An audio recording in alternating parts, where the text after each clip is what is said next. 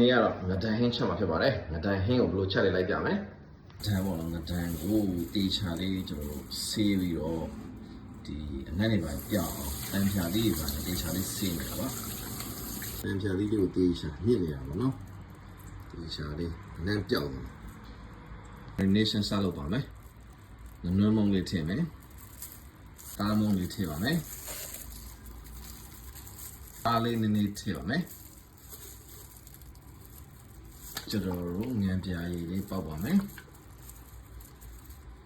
ဝေးတော့အောင်ကလာလေးမဆလာလေးထည့်ပါမယ်တေချာလေးနဲ့အောင် marination လုပ်ပါမယ်ငန်းလေးကြောင်တေချာလေးခုချင်းလေးပေါ့နော်တေချာလေးလုပ်ပြရမှာဖြစ်ပါတယ်ရှင်မောင်ဟင်းပါရှင်မောင်ဟင်းနဲ့မြင့်နဲ့ချက်မှာဖြစ်ပါတယ်ရေတောက်လေးပါရှင်မောင်ဟင်းကိုမွေးပါပြီ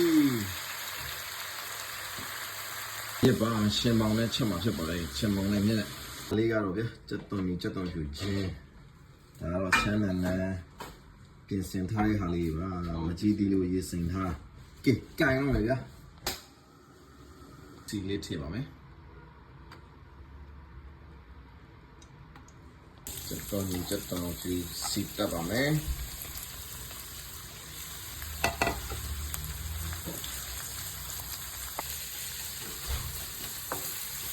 တော့နေအများကြီးရတော့ဗျာအနည်းအများကြီးအောင်ချက်ထားတာပေါ့နော်ဒီဆိုရင်အကြောင်းလေးထွက်တော့အောင်လုံးမုံလေးလေးထည့်ပါမယ်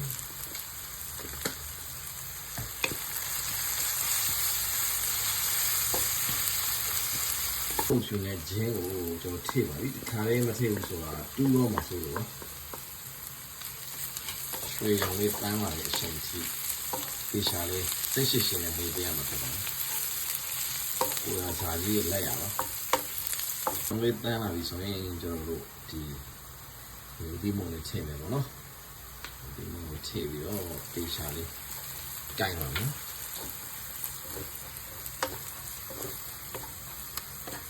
ဒါကတော့ကျွန်တော်ရေခေးတက်တာထဲမှာရှိတယ်ငဒန်ကိုလာယူတာပါဒီမှာငဒန်ဖြစ်ပါတယ်တက်တဲ့ထဲမှာထည့်တာနည်းနည်းကြစ်လေးဖြစ်သွားအောင်လို့ပေါ့နော်စီတက်တာလေစိတ်ရှိရှင်နဲ့တက်လာ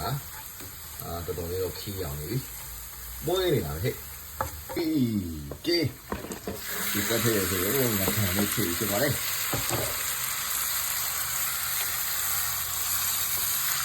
ီချာလေးလုံးနေအောင်ဒီချာလေးကန်မှာဖြစ်ပါလေဒီ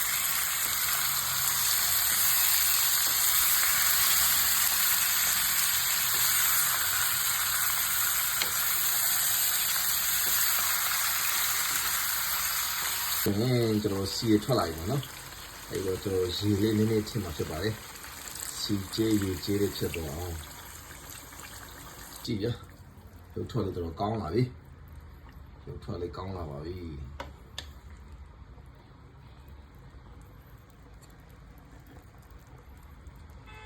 မရှိတဲ့ခြံထွက်သီးနှံလေးတွေပေါ့ဗျာနော်ချမ်းချင်းကြီးကျွန်တော်အများကြီးစားပြီဒီမှာလည်းတီးမဲ့ဟာအများကြီးရှိတယ်ဗျာဒါကတော့ငရုတ်သီးပင်ပေါ့နော်ဒီမှာငရုတ်သီးစိမ့်နေကျွန်တော်တို့ခူးထားလေးပြမယ်အဲ့တော့ခြံထွက်သီးနဲ့ငရုတ်သီးစိမ့်ဖြစ်ပါတယ်ခြံထွက်သီးနဲ့ငရုတ်သီးစိမ့်နေဒီကနေခူးပြီးစားတာပေါ့နော်ကျွန်တော်တို့က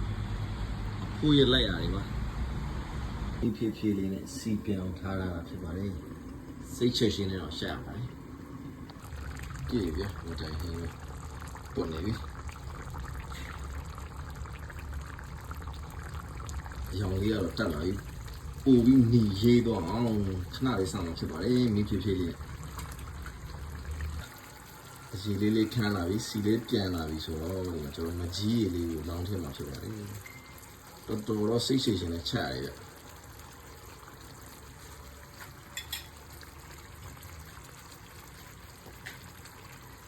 ချက်ကြီးကိုစားပြောရမှန်းနေပြီသူကရေးနေပြီဖြစ်ချင်တော့အကြာကြီးမိဖြည်းလေးနဲ့ထားပါတော့အဲ့လိုအရောပူတက်လာရေးဒီဗျာတဲ့ဗျာရှမ်းနန်းလေးအုပ်ပြီးပြီညော်လေးပန်းနေဝါဒီလိုမျိုး